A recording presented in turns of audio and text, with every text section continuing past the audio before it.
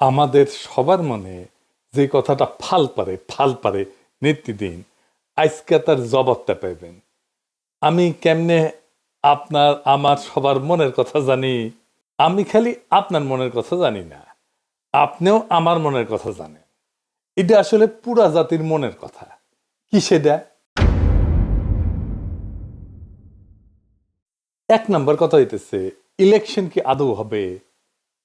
দুই number, election নিয়ে সবার মনে শঙ্কা কেন? তিন নাম্বার, কারা চায় না ইলেকশন হোক? এই তিন প্রশ্নের জবাব দেওয়ার আগে আমাদের এক লম্বা কাহিনী শুনতে হবে। আশা করি শুনতে খারাপ লাগবে না, কারণ এই কাহিনীর মধ্যে আপনার অনেক প্রশ্নের জবাব আপনি পেয়ে যাবেন। প্রথমে শুরু করি এরশাদ বিরোধী আন্দোলন দিয়া। এরশাদের বিরুদ্ধে আওয়ামী লীগ আর বিএনপি এই দুই রাজনৈতিক দলের রাজনৈতিক লড়াইয়ের ফলে এরশাদের পতন হয়। মুজিবের বিরুদ্ধে কোনো শক্তিশালী রাজনৈতিক লড়াই রাজনৈতিক দলগুলো গড়ে তুলতে পারেনি। মুজিবের পতন হয় অপ্রচলিত এক শক্তির হাতে। আর ওই পলিটিক্যাল ভ্যাকুয়ামটা পূরণ করার জন্যই বিএনপির মতো একটা দলের জন্ম হয়। তখন এমন কোনো রাজনৈতিক দল ছিল না যে ওই পলিটিক্যাল ভ্যাকুয়ামটা পূরণ করতে পারে। হাসিনাকেও কোনো রাজনৈতিক দল উৎখাত করতে পারেনি। এমনকি হাসিনার বিরুদ্ধে কোনো রাজনৈতিক দল লড়াইও তৈরি করতে পারেনি তেমন শক্ত কোনো। হাসিনার পতন হয়েছে রাজনৈতিক দলের বাইরের শক্তির হাতে। এই বাইরের রাজনৈতিক শক্তি শুধু ছাত্ররা না, রাজনৈতিক দলের বাইরের শক্তি অনেকগুলো ছিল, অনেক কয়েকজন দাঁড়ায় গেছিল। এরা কারা কারা? এদের চেনা কঠিন না। এরা এক একটা রাজনৈতিক লড়াইয়ের মধ্যে দিয়ে রাজনৈতিক শক্তি হয়ে উঠছে। আসেন দেখি তারা কারা। হাসিনার আমলে হাসিনার শাসনকে নাড়া দিতে পারছে সত্যিকার অর্থে চারটা আন্দোলন, যে আন্দোলনগুলোতে সাধারণ মানুষ সম্পৃক্ত হয়েছিল। রাজনৈতিক দলগুলো আন্দোলন করছে, জামাত আন্দোলন করছে আগে, বিএনপি আগে আন্দোলন করছে, কিন্তু সাধারণ মানুষ সেটাতে সম্পৃক্ত হয় নাই। জামাতের একটা আন্দোলনে সাধারণ মানুষ সম্পৃক্ত হয়েছিল, সেটা হইতেছে মৌলানা দেলোয়ার হোসেন সাঈদীর ফাঁসির আদেশ দেওয়ার পরে। কিন্তু সেই আন্দোলনটা খুব বেশি দিন চালাইতে পারেনি তারা। তাহলে এই অরাজনৈতিক শক্তিগুলোর আন্দোলনগুলো কি কি? এক নাম্বার, হেফাজতের 5ই মের আন্দোলন। দুই নাম্বার, নুরুল হক নুরদের টাইমের সে কোটা সংস্কার আন্দোলন। তিন নাম্বার, নিরাপদ সড়কের আন্দোলন। আর ফাইনালি 2024-এ কোটা আন্দোলন এবং আলটিমেটলি বর্ষা বিপ্লব। এই সব কয়টা আন্দোলনের সর্বশক্তি নিয়ে নেতা থেকে শুরু করে কর্মী সমর্থক পর্যন্ত ছিল জামাত শিবির। বিএনপির নেতারা না থাকলেও কর্মীরা অনেকেই থাকতো, প্রায় সকলেই থাকতো বলা চলে। এই লড়াইগুলোতে নিজেদের তাগিদে তারা যুক্ত হইতো। আর পাশাপাশি একটা ইন্ডিপেন্ডেন্ট সোশ্যাল মিডিয়া ফোর্স তৈরি হয়েছিল, যেটা এখনো এক্সিস্ট করে, এখনো আছে, জিন্দা আছে। এই যে লড়াইগুলোতে জামাতের অংশগ্রহণ, লড়াইগুলোর একটা গুণগত পরিবর্তন করে দিছিল। সেটা হইতেছে রাজনৈতিক লড়াই পরিচালিত হইতেছে ইসলামী রাজনৈতিক চিন্তায় ভর কইরা। বিএনপির কর্মীরা সংখ্যা বাড়াইছে, কিন্তু লড়াইয়ে কোনো কর্তৃত্ব বা বয়ান তৈরি করতে পারে নাই, নেতৃত্বও নিতে পারে নাই। রাজনৈতিক লড়াইয়ের ভাষাও পরিবর্তন হইতে থাকে। স্বাধীনতার বদলে আজাদি শুনি আমরা, বিপ্লব দীর্ঘজীবী হোক এর বদলে শুনি ইনকিলাব জিন্দাবাদ। এমনকি বামপন্থীরাও কারবালা বলে, আমি জাহিলিয়াত বলে। শোষক আর শোষিতের বদলে আমরা ব্যবহার করি জুলুম আর মজলুম। ন্যায়ের বদলে ব্যবহার করি ইনসাফ। গণভবন দখল করাকে বলি আমরা ফতে গণভবন। লড়াইয়ের ভাষা দিয়ে বুঝতে পারবেন কারা লড়াইয়ের মূল শক্তি।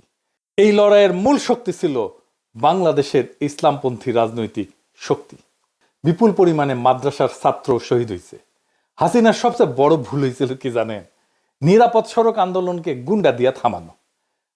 ওই নিরাপদ সড়কের লড়াই যে স্কুল ছাত্ররা করছিল, তারাই 2024-এ বিশ্ববিদ্যালয়ের ছাত্র হয়। এরা আগের অভিজ্ঞতায় জানে কিভাবে হাসিনা দমায় দেয় আন্দোলনকে। তারাও আগের অভিজ্ঞতা কাজে লাগায় জান লড়াইয়ে ফাইট দিল। সারা দেশের মানুষ পাশে দাঁড়াইলো। হাসিনা পলাইলো। বাঙ্গু এলিটেরা, সুশীলেরা দেখলো তার সাম্রাজ্য ঝরঝর করে ভেঙে পড়তেছে, ধ্বংস হয়ে যাইতেছে। আগায় আসলো সেই সিভিল মিলিটারি ব্যুরোক্রেসি। ওয়াকার সাহেব গাড়ি পেটাই দিল, বুড়া চ্যাংড়া সব পলিটিক্যাল লিডারদেরকে ডাইকে নিয়ে গেল। তারা নাচতে নাচতে চলে গেল। একটা সরকার হইল, ইন্টেরিম সরকার, যার কাজ হবে শুধু ইলেকশন। ওয়াকার সাহেব বুকে পাথর বেঁধে একটা সরকার উপহার দিল বাংলাদেশকে। বুকের রক্ত দিল সাধারণ মানুষ, যে রক্ত নেওয়ার কাজ করছে ওয়াকারের কমান্ডে থাকা অফিসারও। সেই বিপ্লবোত্তর সরকার তৈরি করে ওয়াকার। কি তামাশা!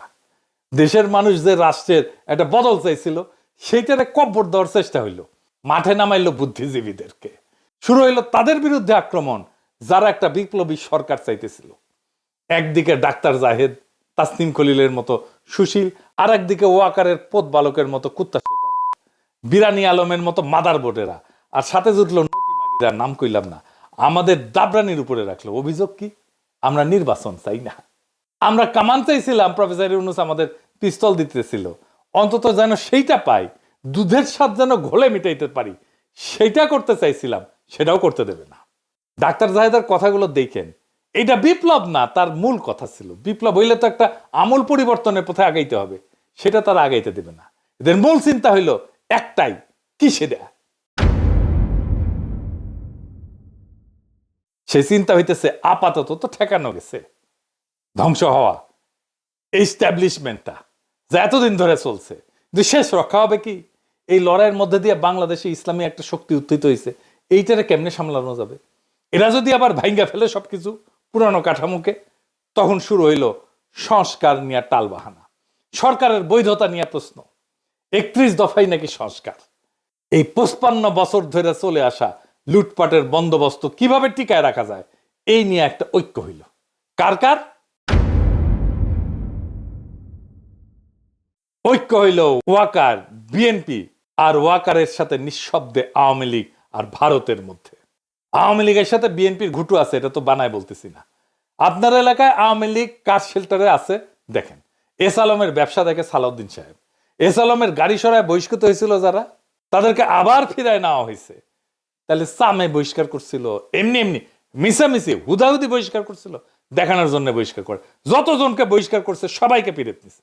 আপনি হিসাব করে দেখেন, বিএনপি দেখায় বহিষ্কার করছে, তার কিছুদিন পরে সামে আসতে কইরা তাদেরকে ফিরায় নেয় দলে, সব কয়টারে ফিরায় নিছে।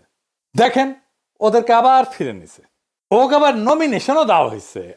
বিএনপি তারেক রহমানের সাথে লন্ডনে গিয়ে দেখা করে। এইসব স্থগিতাদেশ, বহিষ্কার সব লোক দেখানো কাজ। ফজা পাগলার তো প্রাথমিক সদস্য পদ স্থগিত হয়েছে, অগাস্ট মাসে স্থগিত করছে 3 মাসের জন্য। তো তাইলে নমিনেশন পাই কিভাবে? ওর তো সদস্য পদই নাই। আর একটা মজা দেখায়, বিএনপির একটা নীতি নিছিল, এক পরিবার এক প্রার্থী। যে দেখেন, মানে এক পরিবার থেকে একজনই প্রার্থী হবে। খন্দকার মোশাররফ এসে গর্ব করে কইছেন, দেখেছেন আমরা এক পরিবার থেকে একজনের বেশি প্রার্থী দেই নাই। হ্যাঁ তাই তো, এক পরিবার থেকে তো একজনের বেশি প্রার্থী দেন নাই তো, তাই না? তারেক রহমানের পরিবার থেকে তো 2 জন প্রার্থী, তারেক রহমান আর বেগম খালেদা জিয়া। মানে নীতি সবার জন্য, ওনাদের জন্য না, তাই না? ওনারা নীতির উপরে, হুদাই নীতি কথা তাইলে কর দরকার আছে? এর মধ্যে বিএনপি প্রফেসর ইউনূসের সরকারে কাউরে কাউরে তার কোলে নিয়ে নিছে, যেন তারা একসাথে এই সিস্টেমটাকে টিকায় রাখতে পারে। এতদিন তারা মোটামুটি খোশ মেজাজেই ছিল, কিন্তু সব হিসাব তাদের পাল্টে গেল। একটা ভয় তাদের তারায় ফেরতেছে সেই দিন থেকে, বিরাট একটা ভয়। কি সেই ভয়? আর কেন তাদেরকে তারায় ফেরতেছে, আর কোন দিন থেকে তারা ভয় পাইতেছে, সেই জিনিসটা আসেন বুঝে দেখি। গত 20 বছরে যারা ভোটার হয়েছে, তারা কারে ভোট দিবে জানেন? জানেন না তো, আমরা কেউই জানি না। বিএনপি কে যে ভোট দিবে না এটা তো জানা গেছে, ছাত্র সংসদ নির্বাচনে দেখা গেছে তরুণেরা ভোট দিতেছে বিএনপি কেনা। বিএনপি থার্ড হয়েছে বেশিরভাগ জায়গায়। আগে তো টাকা দিয়া ভোট কেনা যাইতো, গুন্ডার হুন্ডা দিয়া কেন্দ্র দখল করা যাইতো। এটা কি আবার করা যাবে? যাবে না, ওরাও নিশ্চিত না। আগে মনে করেছিল ইলেকশন দিলে তো বিএনপি জিতে যাবে, তাই রে নাই রে না, এখন সেই কনফিডেন্স আর নাই। কনফিডেন্স থাকলে জাস্টিস শাহাবুদ্দিনের 91 ইলেকশনের মতো একটা ইলেকশন করে ফেলতো, সবকিছু ঠিক আছে। এরশাদ নাই, বাকি সব ঠিক আছে, তাই হইতো। ওইটা করলে একটা মোটামুটি ফেয়ার ইলেকশন দিত। যদিও ফেয়ার ইলেকশন দিলে 91 মতো চমক আসতে পারে। 91 কি হয়েছিল জানেন? আর্মি, প্রশাসন, পুলিশ, ব্যুরোক্রেসি, এমনকি বিএনপিও মনে করেছিল আওয়ামী লীগ ক্ষমতায় আসবে। ক্ষমতা আসলো বিএনপি। ওই একই অবস্থা হবে এবার। আর্মি তো বিএনপির সাপোর্ট দিতেছে, ওয়াকার দিতেছে, প্রফেসর ইউনূসের সরকারের কিছু উপদেষ্টাও কাজ করতেছে বিএনপির জন্য। কিছু যে ভিড়িছে, বিএনপি কইছে আপনাকে রাখবো আমরা পরের সরকারে, আর আনন্দে চলে গেছে আর কি। জামাত মনে করে যে বিএনপি ক্ষমতা আসতেছে, কিন্তু ডিপ স্টেট এটা মনে করে না। তারা সেই জন্য 2008 সালের নির্বাচনের মতো ব্যবস্থা করতে যাচ্ছে, যেখানে সুনিপুণ ভাবে গোয়েন্দা সংস্থা নিয়ন্ত্রিত একটা ইলেকশন হবে। বিএনপির সাথে ওয়াকার আছে, কিন্তু ব্যুরোক্রেসি পুলিশের পুরোটা নাই। এটাই বিএনপির মাথা ব্যথা, ওয়াকারেরও মাথা ব্যথা। প্রফেসর ইউনূসের বেশ কিছু উপদেষ্টা কবজা করে ফেলছে। তাই বিএনপি প্রশাসন আর পুলিশ আর ব্যুরোক্রেসিকে কিভাবে কবজা করা যায় এই ঘুটু করিচ্ছে। প্রফেসর ইউনূসের কাছে খালি ধর্ণা দিচ্ছে। জামাত কি বুঝবার পারিচ্ছে যে এরকম একটা নির্বাচনের পায়তারা চলিচ্ছে? 2008 সালে কিন্তু বিএনপি বুঝতে পারে নাই, এমনকি জামাতও বুঝতে পারে নাই এমন ইলেকশন একটা হইতেছে। অনেকে মানা করছিল কিন্তু বিএনপিকে ওই নির্বাচনে না যাইতে, যেমন ফরহাদ মজার ভাই কইছিলেন। এটা ফরহাদ মজার আমাকে নিজেই কইছেন। এইবার জামাত আগে থেকে সতর্ক। তাই দেখেন জামাতের বিরুদ্ধে কামান দাগানো ইতিমধ্যেই শুরু হয়েছে। জামাত নাকি নির্বাচনই চায় না, মানে শিবির যেটি নির্বাচন করেছে সেটি তো জিতিচ্ছে। জামাতের অবস্থা আপনারা জানেন, জামাতের তো অবস্থা খারাপ না, জামাতের জনপ্রিয়তা বাড়ছে। না, জামাত কেন নির্বাচন চাইবে না? বুঝতে পারতেছেন তো কে কেন কোন কথা কইতেছে? জামাত যদি মাঠ ফাঁকা মাঠ ছাইরা না দেয়, ছাইরা দেওয়ার সম্ভাবনা কম, তাইলে একটা ভয়ঙ্কর সংঘাতময় নির্বাচন হবে। কার কার মধ্যে সংঘাত হবে?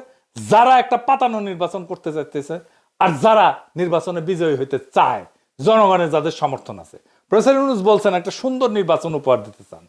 যদি তাই চান তাহলে গোয়েন্দা সংস্থার এই পরিকল্পনা যেন বাস্তবায়ন করতে না পারে সেই ব্যবস্থা প্রফেসর ইউনূসকে করতে হবে। কোন রাজনৈতিক দলের আবদারে চাপে প্রশাসনে বা পুলিশে কোনো পরিবর্তন করবেন না।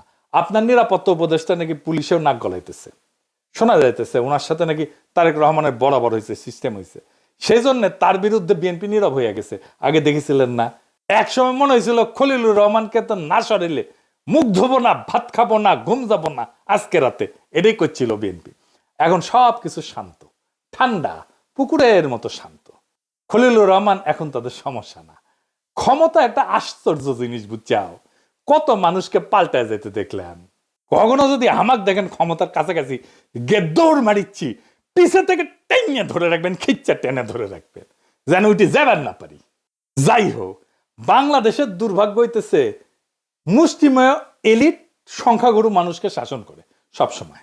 আর সংখ্যাগুরু মানুষ এই এলিটদেরকে উৎখাত করার জন্য রক্ত দেয়, তারপর আবার বুঝাই টুজাই আবার এলিটরা এসে বসে পড়ে। এই ব্যবস্থাকে উৎখাত করার সুযোগ এসেছিল 5ই আগস্টে, আমরা হারাইছি সেই সুযোগ। সামনে নির্বাচনে যদি সিস্টেম করে জিতায় দেওয়ার চেষ্টা করা হয়, তাহলে বিপ্লবের যেটুকু অবশিষ্ট আছে না, তা ধ্বংস হয়ে যাবে। এখন আপনাদের কাছে প্রশ্ন, এই বিপ্লবকে কি ধ্বংস হইতে দিবেন? তবে এখন সময় কেবল অভিযোগ বা হতাশার না। আমি হতাশ হইতে নিষেধ করি। এখন সময় জায়গায় ওঠার, এক হওয়ার, আর নিজের ভবিষ্যৎ নিজের হাতে নেওয়ার। এটাই আমাদেরকে রক্ষা করবে। ইতিহাস বলছে যখন জাতি বিভক্ত হয় তখন এই এলিটেরা, শোষকেরা টিকে যায়, কিন্তু যখন মানুষ সচেতন, ঐক্যবদ্ধ, সাহসী হয়, তখন কোনো কৃত্রিম শক্তি তাকে দমায় রাখতে পারে না। এই যে যারা যারা এক হয়েছে, আওয়ামী লীগ, ভারত, ওয়াকার, বিএনপি, প্রফেসর ইউনূসের কিছু উপদেষ্টা, এগুলো কৃত্রিম শক্তি। এই শক্তি দমায় রাখতে পারবে না বাংলাদেশের সাধারণ মানুষকে। আমাদের তরুণদের রক্ত, স্কুল কলেজ বিশ্ববিদ্যালয়ের ছাত্রদের আত্মত্যাগ, সাধারণ মানুষের ন্যায়বোধ, তাদের লড়াইয়ের ক্ষমতা, এগুলো নিছক স্মৃতি কথা না, এগুলো ভবিষ্যতের ভিত্তি। এগুলোকে রক্ষা করতে হবে শুধু কথায় না, কর্মে, সততায়, সংগঠনে, তথ্যে, আইনে, নৈতিক প্রতিরোধের মাধ্যমে। এইবার আমাদেরকে ভাবতে হবে আমরা কি কেবল কথা বলবো নাকি বদল আনবো। ভয়, অপপ্রচার আর বিভক্তিকে হারাইতে হইলে লাগবে ধৈর্য, পরিকল্পনা আর সাহস। এখনই সময় সেই সাহস দেখানোর। এই দেশটা আমাদের, এই দেশ এলিটদের না, এই দেশ সংখ্যাগরিষ্ঠ সাধারণ দরিদ্র মানুষের। এই ইতিহাসও আমাদের। যারা রক্ত দিচ্ছে তারা চায় আমরা যেন ভয় না পাই। অন্ধকার যত গভীরই হোক, ভোরের আলো আসবেই যদি আমরা একসাথে থাকি এবং বিশ্বাস করি যে পরিবর্তন কেবল সম্ভব না, পরিবর্তন অপরিহার্য। সামনের ভোটের জন্য তৈরি হন। কাকে ভোট দেবেন সেটা নিয়ে আলাপ হবে, আলাপ করা যাবে, কিন্তু কাকে ভোট দেবেন না সেইটা এখনই ঠিক করে ফেলেন। কাকে ভোট দেবেন না সেটা আমার মুখ ফুটে বলে দেওয়ার দরকার নাই, আপনারা নিজেরাই জানেন। এটাই বিজয়ের প্রথম ধাপ। আমরা এই নির্বাচনে বেহাত বিপ্লবের পুনর্দখল করতে পারবো ইনশাল্লাহ, যদি আমরা এক থাকি, যদি আমাদের কৌশল ঠিক থাকে, যদি আমাদের সাহস, সততা এবং লক্ষ্য স্থির থাকে। ইনকিলাব জিন্দাবাদ।